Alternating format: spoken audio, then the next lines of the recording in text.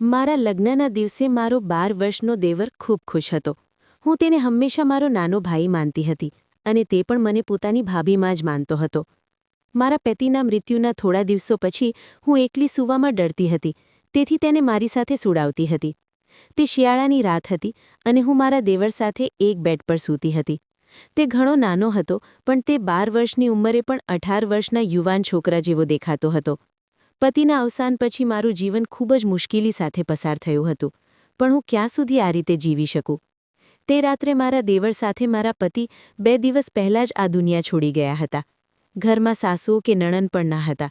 ઘરમાં મારા પતિના નાના ભાઈ સિવાય બીજું કોઈ ન હતું. સમીર 12 વર્ષનો હતો. તે મારાથી દાળો હતો. મારા જીવનમાં મેં તેને ક્યારેય નાના ભાઈ કરતાં વધુ કંઈ જ માન્યો ન હતો. મારો દેવર 12 વર્ષનો હતો. તેની સાથે મેં હંમેશા બાળકની જેમ વર્તન કર્યું હતું. જ્યારે મારા લગ્ન થયા ત્યારે તે મારા લગ્નના દિવસે ખૂબ જ ખુશ હતો. તે કહેવા લાગ્યો, મેં વિચાર્યું કે મને નવી માં મળી ગઈ છે. પણ મારી માં મને કહેતી હતી કે દીકરા, તારો દેવર તારો દીકરો નથી. તેનાથી થોડી દૂરી રાખજે. આ આદત બનાવજે, તે કોઈપણ પ્રતિબંધ વિના તારા રૂમમાં ન આવે. તેને ઘણી વખત જોયો છે, તે કહ્યા વિના તારા રૂમમાં આવે છે. દીકરી, તારે આવું ના કરવું જોઈએ. તે એક પરણિત છોકરી છે. તારે તારા પતિ અને તારી સંભાળ રાખવી પડશે. જ્યારે હું મારી માને સાંભળતી ત્યારે મને લાગતું કે મારી માં સમીર વિશે ખૂબ જ ખરાબ વિચારે છે. તેથી જ હું તેની વાતો પર દુઃખી થતી. પણ આજે જ્યારે મારા પતિ આ દુનિયા છોડી ગયા ત્યારે તારી આંખોમાંથી આંસુ વહી રહ્યા હતા. હું કલ્પના પણ નથી કરી શકતી કે તે મને તેના બાશના ભાઈ સાથે છોડીને ચાલ્યા જશે. મારું જીવન મુશ્કેલીમાં હતું. મારી હાલત ખરાબ હતી. હું આખો દિવસ રડતી હતી. રાતના 12 વાગ્યા હતા. મારો દેવ સમીર હજુ ઘરે આવ્યો ન હતો. તે કદાચ તેના ભાઈના સંબંધીઓમાં વ્યસ્ત હતો. મારું હૃદય દઈ કહેતું હતું કે તે ઘરે ન આવે તો સારું, કારણ કે તે ઘરે આવશે તો મને પણ અજાણ્યા જેવું લાગશે. મને મારી માતાની વાત યાદ આવી રહી હતી. પણ ત્યાં ઘરના દરવાજા પર ટકોરા પડ્યા. મારું હૃદય ધબકારા કરવા લાગ્યું. મને થયું કે કોણ હશે, પરંતુ સમીરનો અવાજ આવ્યો, ભાભી, દરવાજો ખોલો. હું ડરી ગઈ અને મેં દરવાજો ખોલ્યો. આજે આ ઘર મને જંગલ જેવું લાગતું. સમીર આજે મને જાનવર જેવો લાગતો હતો. મને ખબર નથી કે હું તેના વિશે આટલું ખરાબ કેમ વિચારવા લાગી. ભાભી, જમવાનું ખાધું? તેને મને નિર્દોષતાથી પૂછ્યું. તેની આંખો નીચી હતી અને તેના હાથમાં ચોખાની થેલી હતી.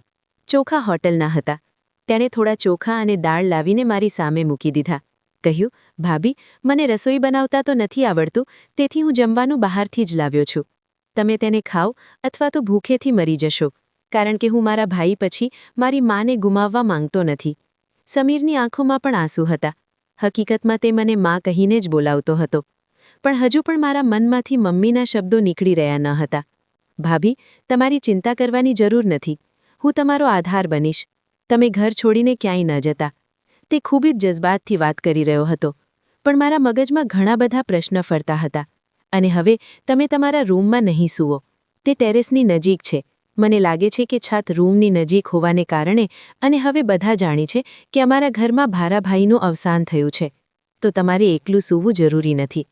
મને નવાઈ લાગી કે સમીર આટલી નાની ઉંમરે આવી વાતો કેમ કરી રહ્યો છે. શું કોઈએ તેને કંઈ કહ્યું? પરંતુ તેને જે કહ્યું તે મને યોગ્ય ન લાગ્યું, અને હું પોતાને રૂમમાં ગઈ. સમીરનો રૂમ બીજી બાજુ હતો, જ્યારે હું અને મારા પતિ છત બાજુના રૂમમાં રહેતા હતા. હું ખૂબ જ વિચિત્ર અનુભવી રહી હતી. આજે પહેલી વખત હું કોઈના રૂમમાં આવી હતી. પણ રૂમનો દરવાજો બંધ કરતાં મારી નજર એવી વસ્તુ પર પડી જેનાથી મારા હોશ ઉડી ગયા. તે 12 વર્ષના બાળક જેવું દેખાતું હતું, પરંતુ મારી માં સાચી હતી કે તે ખૂબ જ બુદ્ધિશાળી વ્યક્તિ જેવી વાતો કરતો હતો. સમીરના રૂમમાં મારા ઘરેણાં જોઈને હું ચોંકી ગઈ. તે તો મારા રૂમમાં તાળામાં હતા, તો તે અહીં કેવી રીતે આવ્યો? આ ખૂબ જ અજીબ બાબત હતી. મેં વિચાર્યું, સવાર પડતાં જ હું તેને આ વિશે પ્રશ્ન કરીશ. પણ મને ખૂબ જ ઊંઘ આવતી હતી. મેં રૂમ અંદરથી ચુસ્તપણે બંધ કર્યો અને પછી સૂવા માટે લાંબી થઈ ગઈ. મને ખબર નથી કે મને ખૂબ ઊંઘ આવી રહી હતી. જો કે છેલ્લા 2 દિવસથી મને બહુ ઊંઘ આવતી ન હતી. પણ આજે મને લાગ્યું કે જાણે સમીર દ્વારા લાવેલા ચોખા મારી આંખોમાં ઊંઘ લાવી રહ્યા છે. પણ મનમાં વિચાર આવ્યો કે ક્યાંક ચોખા ખાઈને તો મને ઊંઘ નથી આવતી, પણ મને આ વિચાર વિચારવાની પણ તક ન મળે. મેં મારી આંખો ખોલી ત્યારે સવારના 10 વાગ્યા હતા. હું ગભરાઈ ગઈ કે આજે મને આટલી ઊંઘ કેવી રીતે આવી. જો કે છેલ્લા 2 દિવસથી હું બિલકુલ સૂંઘી શકતી ન હતી.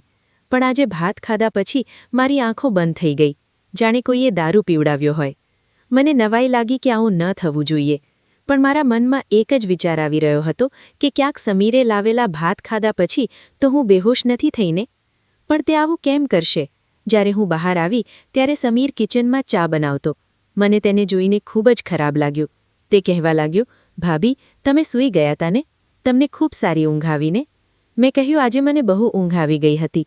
તો તે કહેવા લાગ્યો, કેમ ન આવે ભાભી, મેં તમારા ભાતમાં ઊંઘની ગોળીઓ ભેરવી દીધી હતી. મેં મારા મિત્રને કહ્યું કે મારી ભાભીને ઊંઘ ન થાવતી. તેણે મને કહ્યું કે તારે તેના ભોજનમાં ઊંઘની ગોળીઓ ભેરવી દેવી જોઈએ, જેથી તે આરામથી સૂઈ શકે. આ સાંભળીને મને આઘાત લાગ્યો કે સમીર આવું ખરાબ કામ કેવી રીતે કરી શકે.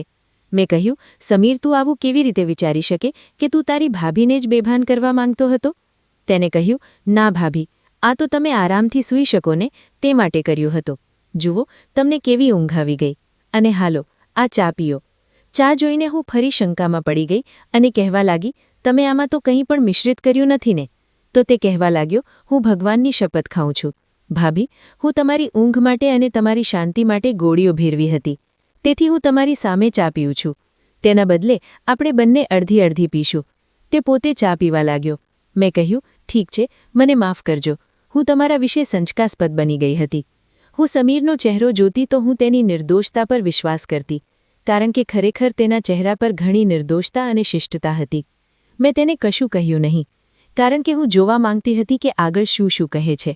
પણ જે મેં તેના રૂમમાં જોયું હતું તેની મારી પાસે કોઈ માફી ન હતી. થોડા સમય પછી તેણે પોતે મોકલ્યું, ભાભી, હું તમારા ઘરેણાં વેચવા માંગુ છું. મારા એક ખૂબ જ જાણીતા અને પ્રામાણિક કાકા છે. અમને ઘણા પૈસા આપશે. એ પૈસાથી અમે ઘર ખરીદશું. આ ભાડાના મકાનમાં ક્યાં સુધી રહીશું? ઘરનો માલિક ભાડું લેવા આવે તો અમારી પાસે પૈસા પણ નથી. સમીરની વાત સાંભળીને મને આશ્ચર્ય થયું. આજ સુધી તો મેં આ વિશે વિચાર્યું પણ ન હતું. તો પછી તે કેવી રીતે વિચારી શકે? વાત બહુ વિચિત્ર હતી. મેં કહ્યું, તને આ વિચાર કેવી રીતે આવ્યો કે આપણે નવું ઘર બનાવીએ? તે કહેવા લાગ્યો, ભાભી, મારા આગળ લગ્ન થશે અને અમારે જીવન એકસાથે જીવવાનું છે. અમારી પાસે એક નવું મકાન તો હોવું જોઈએ ને? સમીર સાચો હતો, તેથી મેં તેને ઘરેણાંના મુદ્દા વિશે કશું કહ્યું નહીં. પણ મને ડર હતો કે જો ઘરેણાં વેચ્યા પછી પૈસા નહીં મળે તો શું થશે? મેં એક વિધવા સ્ત્રી હતી. મારો દેવર 12 વર્ષનો હતો. તેની સહેલાઈથી અમને દગો આપી શકતું હતું. મેં વિચાર્યું કે મારે આ વિશે કોઈને પૂછવું જોઈએ. હું મારા માઈકે કહું છું, તેઓ ચોક્કસપણે મને મદદ કરશે. સમીર નાનો બાળક હતો અને મારા રૂમનું તાળું તોડીને તેને ઘરેણાં કાઢી લીધા એનો મને હજુ પણ ગુસ્સો હતો. મેં મારા માઈકે કહ્યું કે મારે આ ઘરેણાં વેચીને ઘર ખરીદવું છે. તો તેણે કહ્યું, ના, ઘર લેવાની કોઈ જરૂર નથી. તમે વિધવા છો, તમારે અમારા ઘરે આવવું જોઈએ. પણ હું તેમના ઘરે જવા માંગતી ન હતી, કારણ કે હું જાણતી હતી કે મારો ભાઈ તેની પત્નીનો ગુલામ હતો. તે તેની બહેનને ક્યારેય સાથ નહીં આપે. વ્યક્તિ આખી જિંદગી આ બધાની સાથે રહી શકતી નથી. તેથી હવે આ સારી તક હતી.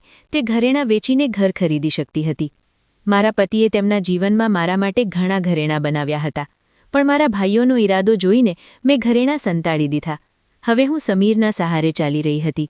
મેં કહ્યું, સમીર, તું ઘરેણાં વેચી ઘર ખરીદી લે. મને બધાના ઈરાદા ખબર છે.